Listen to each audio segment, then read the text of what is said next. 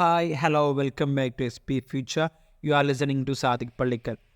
മക്കളെ സുഖല്ലേ? സുഖാണെന്ന് വിശ്വസിക്കുകയാണ് കേട്ടോ. സാറ് സുഖാണെന്ന് വിശ്വസിക്കുകയാണ്.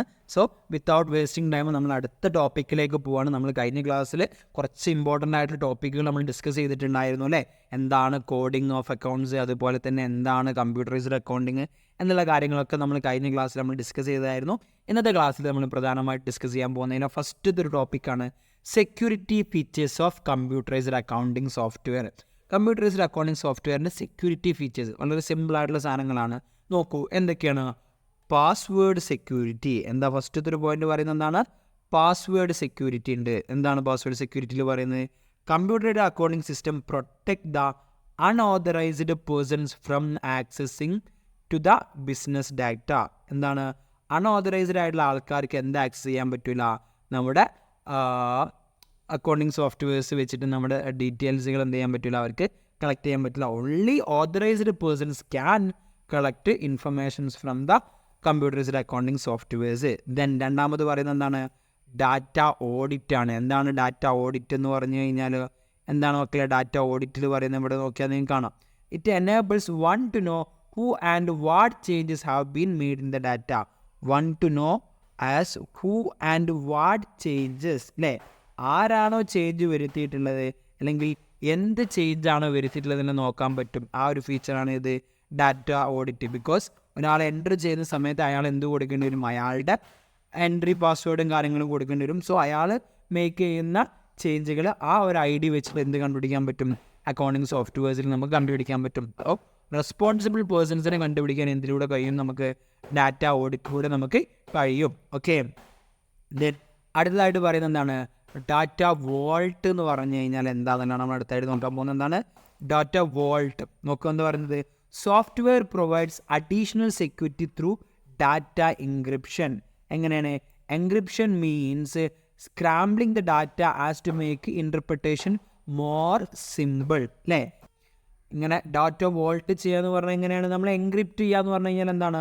നമ്മൾ ഷോർട്ടാക്കുക, അങ്ങനെ വോൾട്ടിൽ സൂക്ഷിക്കുക. അപ്പം അത് അറിയുന്ന ആൾക്കാർക്ക് മാത്രമേ എന്ത് ചെയ്യാൻ പറ്റുള്ളൂ? അത് ആക്സസ് ചെയ്യാനും മനസ്സിലാക്കാനും പറ്റുള്ളൂ. ഇൻ്റർപ്രിട്ടേഷൻ എന്തായിരിക്കും? ഇമ്പോസിബിൾ ആയിരിക്കും. എന്താണ് ആ എൻക്രിപ്ഷൻ്റെ ഡീറ്റെയിൽസ് എന്താണെന്ന് അറിയാത്ത ഒരാളെ സംബന്ധിച്ചിടത്തോളം അത് ഇൻ്റർപ്രിറ്റ് ചെയ്യുക എന്ന് പറഞ്ഞു കഴിഞ്ഞാൽ എന്താണ്? ഇമ്പോസിബിൾ ആണ്. സോ ഇത് മൂന്നുമാണ് എന്ത്? കമ്പ്യൂട്ടറൈസ്ഡ് അക്കൗണ്ടിങ് സോഫ്റ്റ്വെയർസിൻ്റെ സെക്യൂരിറ്റി ഫീച്ചേഴ്സ്. കമ്പ്യൂട്ടറൈസ്ഡ് അക്കൗണ്ടിങ് സിസ്റ്റത്തിൻ്റെ ഫീച്ചേഴ്സുകൾ നമ്മൾ നേരത്തെ പറഞ്ഞിട്ടുണ്ടായിരുന്നു. ഇത് കമ്പ്യൂട്ടറൈസ്ഡ് അക്കൗണ്ടിങ് സോഫ്റ്റ്വെയർസിൻ്റെ ഫീച്ചേഴ്സുകളാണ് നമ്മൾ ഈ പറഞ്ഞിട്ടുണ്ടായിരുന്നത് അല്ലേ? സോറി. ഓക്കെ, മനസ്സിലായോ? ദെൻ ഇനി അടുത്തതായിട്ട് നമ്മൾ ഡിസ്കസ് ചെയ്യാൻ പോകുന്ന ടോപ്പിക്കാണ് advantages of computerised accounting system. എന്താണ്? കമ്പ്യൂട്ടറൈസ്ഡ് അക്കൗണ്ടിങ് സിസ്റ്റത്തിൻ്റെ അഡ്വാൻറ്റേജസുകൾ എന്തൊക്കെയാണെന്നുള്ളത്. ഓക്കെ, നമുക്ക് ഓൾമോസ്റ്റ് ഒക്കെ അറിയാവുന്ന കാര്യങ്ങൾ തന്നെയാണ്. ഞാൻ അതുകൊണ്ട് എന്ത് ചെയ്യുന്നില്ല, ലാഗ് അടുപ്പിക്കുന്നില്ല. പെട്ടെന്ന് നമുക്ക് എന്ത് ചെയ്യാൻ പറഞ്ഞു പോവാം. ഓക്കെ, ഫസ്റ്റായിട്ട് പറയുന്നത് എന്താണ് മക്കളെ? Financial reports can be prepared in time. അല്ലേ? നമ്മൾ മാനുവൽ അക്കൗണ്ടിങ് സിസ്റ്റത്തിനെ അപേക്ഷിച്ച് നോക്കുമ്പോൾ നമുക്ക് വളരെ പെട്ടെന്ന് എന്ത് പ്രിപ്പയർ ചെയ്യാൻ പറ്റും? ഫിനാൻഷ്യൽ റിപ്പോർട്ട്സുകൾ നമുക്ക് വിത്ത് വൺ ക്ലിക്കിൽ നമുക്ക് എന്ത് ചെയ്യാൻ പറ്റും? പ്രിപ്പയർ ചെയ്യാൻ പറ്റും. അതുപോലെ തന്നെ എന്താണ്? ആൾട്രേഷൻസും അഡീഷൻസും ഒക്കെ എന്താണ് നമുക്ക് വളരെ ഈസി ആയിട്ട് ഇതിൽ ചെയ്യാൻ പറ്റും. കമ്പ്യൂട്ടറൈസ്ഡ് അക്കൗണ്ടിങ് സിസ്റ്റത്തിലൂടെ നമുക്ക് എന്ത് ചെയ്യാൻ പറ്റുന്നതാണ് മക്കളെ? ചെയ്യാൻ പറ്റും. അല്ലേ? മറ്റേതിനാണെങ്കിൽ നമുക്ക് അത്ര ഈസി ആണോ? അല്ല അല്ലേ? അത് വൃത്തികേടാവുകയും ചെയ്യും. ബട്ട് കമ്പ്യൂട്ടറൈസ്ഡ് അക്കൗണ്ടിങ് സിസ്റ്റം നമുക്ക് വളരെ ഈസി ആയിട്ട് ചെയ്യാൻ പറ്റും. Changed results. അല്ലേ? നമ്മൾ ചേഞ്ച് ചെയ്തിട്ടുള്ള റിസൾട്ട്സുകൾ നമുക്ക് എന്ത് ചെയ്യാൻ പറ്റും? ഇൻസ്റ്റൻ്റ്ലി നമുക്ക് എന്ത് ചെയ്യാൻ പറ്റും? കാണാൻ പറ്റും. അല്ലേ? പെട്ടെന്ന് നമുക്ക് എന്ത് ചെയ്യാൻ പറ്റും? നമ്മുടെ ബുക്സ് ഓഫ് അക്കൗണ്ട്സുകളിൽ അതിൻ്റെ മാറ്റങ്ങൾ നമുക്ക് എന്ത് ചെയ്യാൻ പറ്റും? കണ്ടുപിടിക്കാൻ പറ്റും. ഇല്ലേ? പിന്നെയോ it ensures effective control over the system.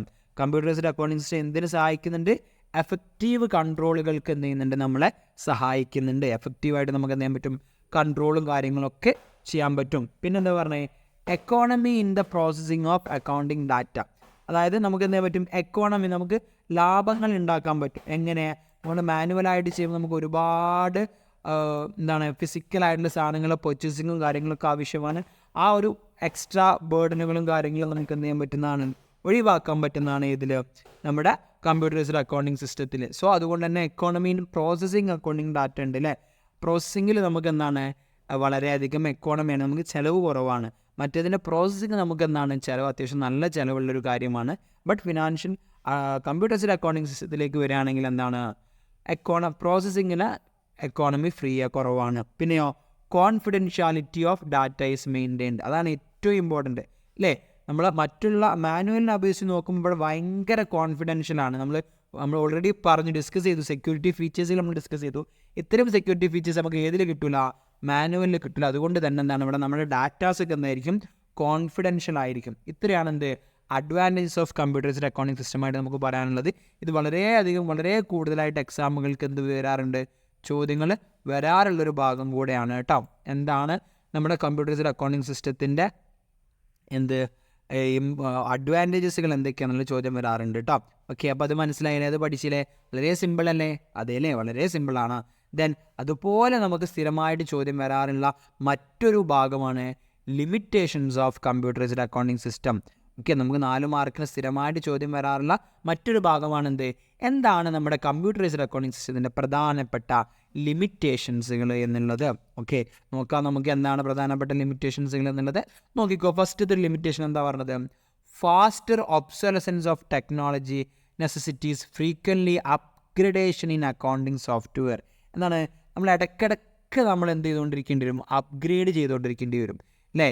നമ്മൾ ഇടയ്ക്കിടയ്ക്ക് നമ്മൾ എന്ത് ചെയ്യാറുണ്ട്, നമ്മുടെ ഫോണിലെ ആപ്പുകളും നമ്മൾ ഗെയിമിംഗ് ആപ്പുകളും എല്ലാം നമ്മൾ എന്ത് ചെയ്യേണ്ടത്, ഇടയ്ക്കിടയ്ക്ക് അപ്ഗ്രേഡ് ചെയ്യണം അല്ലേ? അപ്ഗ്രേഡ് ചെയ്തിട്ടില്ലെങ്കിൽ, അപ്ഡേറ്റ് ചെയ്തിട്ടില്ല പ്രശ്നം എന്താണ്, നമുക്കതിൽ പെർഫോം ചെയ്യാൻ പറ്റില്ല അല്ലേ? അപ്പോൾ പെട്ടെന്ന് ഫ്രീക്വൻ്റ് ആയിട്ട് എന്തുണ്ടായിക്കൊണ്ടിരിക്കും, ഈ അപ്ഡേഷൻസ് ഉണ്ടായിക്കൊണ്ടിരിക്കും. സോ അതിൽ വർക്ക് ചെയ്യുന്ന ആൾക്കാരെ സംബന്ധിച്ചിടത്തോളം എന്തായിരിക്കും, ഒരു ഡിസ്സാറ്റിസ്ഫിക്കേഷൻ ഫീൽ ഉണ്ടാകും. കാരണം അവരതൊന്ന് പഠിച്ച് വരുമ്പോഴതിനായിരിക്കും എന്ത് ചെയ്യുക, പുതിയ സിസ്റ്റമിന്. അപ്പോൾ വീണ്ടും ആ ഒരു ഭാഗത്തേക്ക് കൂടുതൽ ടൈമിങ്ങും കാര്യങ്ങളും വരും. സോ ആ ഒരു പ്രശ്നം ഇതിലുണ്ട്, നമ്മുടെ കമ്പ്യൂട്ടറൈസ്ഡ് അക്കൗണ്ടിങ് സിസ്റ്റത്തിലുണ്ട്. ദെൻ പിന്നെ പറയുന്നത് എന്താണ്, data may be lost or corrupt due to power interruption അല്ലേ? നമ്മൾ ഓൾറെഡി നേരത്തെ പറഞ്ഞ എന്താണ്, ഡാറ്റ ഒക്കെ എന്തായിരിക്കും, നല്ല സെക്യൂർഡ് ആയിരിക്കും, സേഫ് ആയിരിക്കും എന്നൊക്കെ നമ്മൾ പറഞ്ഞു. ഈവൻ ദോ പവറിൻ്റെ ഇൻട്രപ്ഷനും മറ്റും കാരണമായിട്ട് എന്താണ്, കറണ്ട് പോകുന്നതുമായിട്ടൊക്കെ ബന്ധപ്പെട്ട് നമ്മുടെ ഡാറ്റ ലോസ് ആവാനുള്ള ചാൻസുകൾ എന്താണ്, കൂടുതലാണ്. If we do not have the much backup systems ഇല്ലെന്നുണ്ടെങ്കിൽ നമ്മുടെ ഡാറ്റാസ് ലോസായി പോകാനുള്ള ചാൻസുകൾ കൂടുതലാണ്. സോ അതാണെന്ത് മറ്റൊരു ഡിസഡ്വാൻറ്റേജ് എന്ന് പറഞ്ഞു കഴിഞ്ഞാൽ എന്താണ്, പവർ ഫെയിലിയർ കാരണമായിട്ട് നമ്മുടെ ഡാറ്റ ലോസായി പോകാനുള്ള, കറപ്റ്റഡ് ആയി പോകാനുള്ള ചാൻസ്. ദെൻ മറ്റൊരു ഇമ്പോർട്ടൻ്റ് പോയിൻ്റാണ് അടുത്ത് പറയുന്നത്, അൺപ്രോഗ്രാംഡ് റിപ്പോർട്ട്സ് കാനോട്ട് ബി ജനറേറ്റഡ്. എന്താണ്, ഓൾറെഡി സിസ്റ്റത്തിൽ പറഞ്ഞു വെച്ചിട്ടുള്ള റിപ്പോർട്ട്സുകൾ മാത്രം. ഇപ്പോൾ നമുക്ക് ബാലൻസ് ഷീറ്റ് ഉണ്ടാക്കുക, പ്രോഫിറ്റ് ആൻഡ് ലോസ് അക്കൗണ്ട് ഉണ്ടാക്കുക, സെയിൽസ് റിപ്പോർട്ട് ഉണ്ടാക്കുക, പർച്ചേസ് റിപ്പോർട്ട്സ് ഉണ്ടാക്കുക എന്നുള്ളതൊഴികെ ഇപ്പോൾ നമ്മൾ പർച്ചേസ് ചെയ്ത സംഭവത്തിൽ എന്തില്ല, ബാങ്ക് റീകൺസിലിയേഷൻ സ്റ്റേറ്റ്മെൻറ്റ് ഉണ്ടാക്കുന്നതില്ല എന്നുണ്ടെങ്കിൽ നമുക്കത് എന്ത് ചെയ്യാൻ പറ്റില്ല അല്ലേ? അപ്പം അൺപ്രോഗ്രാമഡ് ആയിട്ടുള്ളത് നമുക്കിവിടെ ചെയ്യാൻ പറ്റില്ല, കമ്പ്യൂട്ടേഴ്സ് അക്കൗണ്ടിങ് ചെയ്യാൻ പറ്റില്ല. ബട്ട് നമുക്ക് മാനുവൽ ആകുമ്പോൾ നമുക്ക് പ്രോഗ്രാമഡ് അല്ലാത്തൊക്കെ നമുക്ക് ചെയ്യാൻ പറ്റും. സോ അത് മറ്റൊരു ഡിസഡ്വാൻറ്റേജ് ആണ് എന്ത്, അൺപ്രോഗ്രാംഡ് റിപ്പോർട്ട്സ് കാനോട്ട് ബി മെയിൻറ്റെയിൻഡ് എന്നുള്ളത്. ഓക്കെ, പിന്നെന്താ പറയുന്നത്, alteration in transactions are easy, this reduce reliability അല്ലേ? നമ്മൾ എന്ത് ചെയ്യും, നമ്മൾ ഇടയ്ക്കിടയ്ക്ക് നമുക്ക് എന്ത് ചെയ്യാൻ പറ്റുന്നുണ്ട്, അൾട്രേഷൻസ് വരുത്താൻ പറ്റുമെന്ന് പറഞ്ഞു. അതുകൊണ്ട് തന്നെ അത് എന്തിനുള്ള ചാൻസ് കൂടുതലാണ്, റിലയബിലിറ്റി കുറയാനുള്ള ചാൻസുകൾ കൂട്ടുന്നുണ്ട്. റിലയബിലിറ്റി കുറയാനുള്ള ചാൻസ് എന്താണ്, കൂട്ടുന്നുണ്ട്. നമ്മൾ ഫ്രീക്വൻ്റ് ആയിട്ട് അൾട്രേഷൻസും കാര്യങ്ങളും ചെയ്യാൻ പറ്റുന്നത് കൊണ്ട്. ഓക്കെ, ദെൻ ആൾക്കാർ പെട്ടെന്ന് വേണമെങ്കിൽ മാറ്റങ്ങൾ വരുത്താമെന്നുള്ളത് തോന്നാം, ആൾക്കാർക്ക് തോന്നാം അല്ലേ? മറ്റൊന്നാണ് work with computerised accounting system is expensive അല്ലേ? കമ്പ്യൂട്ടറൈസ്ഡ് അക്കൗണ്ടിങ് സിസ്റ്റം ഇംപ്ലിമെൻറ്റ് ചെയ്യാന്ന് പറഞ്ഞു കഴിഞ്ഞാൽ തന്നെ നമുക്ക് ആ സോഫ്റ്റ്വെയർ പർച്ചേസ് ചെയ്യലും മറ്റും നമുക്ക് വളരെ എക്സ്പെൻസീവ് ആണ്. മാത്രമല്ല അതിനുള്ള ട്രെയിനിങ് കൊടുക്കാനായിട്ടുള്ള ആൾക്കാരെ നമ്മൾ ഹയർ ചെയ്യേണ്ടി വരും, വർക്കേഴ്സിന് ട്രെയിനിങ് കൊടുക്കേണ്ടി വരും. So it's A huge task അല്ലേ? നമുക്കെന്താണ്, വലിയൊരു ടാസ്ക്കാണ്, നമുക്കെന്താണ് അത്യാവശ്യം എക്സ്പെൻസീവ് ആവുന്നൊരു ടാസ്ക്കാണ്. അതുകൊണ്ടാണ് പറഞ്ഞത് work with computerised accounting system is expensive എന്ന് പറഞ്ഞത്. ഓക്കെ, അപ്പോൾ ഇത്രയാണ് നമ്മുടെ ലിമിറ്റേഷൻസ് ഓഫ് കമ്പ്യൂട്ടറൈസ്ഡ് അക്കൗണ്ടിങ് സിസ്റ്റമായിട്ട് നമുക്ക് പറയാനുള്ളത്. ഓക്കെ, ക്ലിയർ ആയില്ലേ? ദെൻ അടുത്തതായിട്ട് നമ്മൾ നോക്കാമ്പോൾ നമ്മുടെ ഈ ചാപ്റ്ററിലെ ലാസ്റ്റിലെ പോർഷനാണ് എന്താണ്, അക്കൗണ്ടിങ് ഇൻഫർമേഷൻ സിസ്റ്റം. ഓക്കെ, എത്ര type of accounting information systems നമുക്ക് അവൈലബിൾ ആണ്, എന്തൊക്കെയാണ് അത് എന്നുള്ളതാണ് നോക്കാൻ പോകുന്നത്.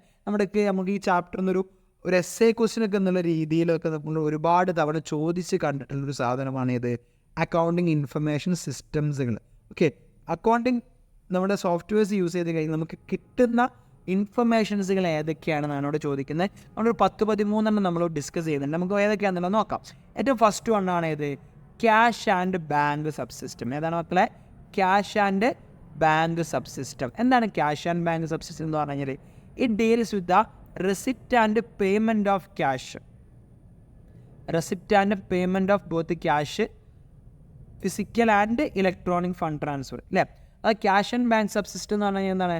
ആ ഒരു ഏരിയയിൽ പോയി കഴിഞ്ഞാൽ നമുക്ക് എന്ത് ചെയ്യാൻ പറ്റും? അക്കൗണ്ടിങ് സോഫ്റ്റ്വെയർസിന് എന്ത് കിട്ടും? നമ്മുടെ നിലവിലുള്ള ക്യാഷ് റെസിപ്റ്റുകളും ക്യാഷ് പേയ്മെൻറ്റ്സുകളും അക്കൗണ്ട് ത്രൂ കിട്ടിയത് അല്ലെങ്കിൽ ഫിസിക്കലായിട്ട് ഇൻ ഹാൻഡ് കിട്ടിയതൊക്കെ നമുക്ക് എന്ത് ചെയ്യാൻ പറ്റും? ക്യാഷ് ആൻഡ് ബാങ്ക് സബ്സിസ്റ്റത്തിലൂടെ നമുക്ക് എന്ത് ചെയ്യാൻ പറ്റും? അറിയാൻ പറ്റും. ദെൻ രണ്ടാമത്തെ ഏതാണ്? Sales and account receivable subsystems. എന്താണ്? Sales and account receivable subsystem. അതിൻ്റെ മെച്ചം എന്താണ്? It deals with recording sales and maintaining of sales ledger, അല്ലേ? നമുക്ക് എത്ര രൂപയുടെ സെയിൽ ഉണ്ടായിട്ടുണ്ട്, നമുക്ക് ഈ മാസം എത്ര പർട്ടിക്കുലർ എന്ത് വന്നിട്ടുണ്ട്, അക്കൗണ്ട്സ് റിസീവബിൾസുകളും കിട്ടിയിട്ടുണ്ട് എന്നുള്ള കാര്യങ്ങൾ നമുക്ക് ഏതിലൂടെ മനസ്സിലാക്കാൻ പറ്റും? സെയിൽസ് ആൻഡ് അക്കൗണ്ട് റിസീവബിൾ സബ്സിസ്റ്റത്തിലൂടെ നമുക്ക് മനസ്സിലാക്കാൻ പറ്റും. ക്ലിയർ ആവുന്നുണ്ടല്ലോ, അല്ലേ? ദെൻ അടുത്തത് ഏതാണ് മക്കളെ? ഇൻവെൻട്രി സബ്സിസ്റ്റമാണ്, അല്ലേ? ഇൻവെൻട്രി സബ്സിസ്റ്റത്തിൻ്റെ മെച്ചം എന്താണ്? നോക്കിക്കോ നിങ്ങൾ. It deals with the recording of different items purchased and issued.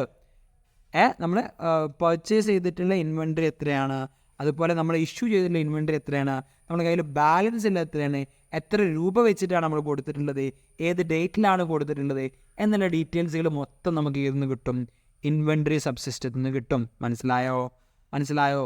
Then അടുത്തതാണ് മക്കളെ നമ്മുടെ നാലാമത്തേതാണിത്, purchase and account payable subsystem. ഏതാണ്?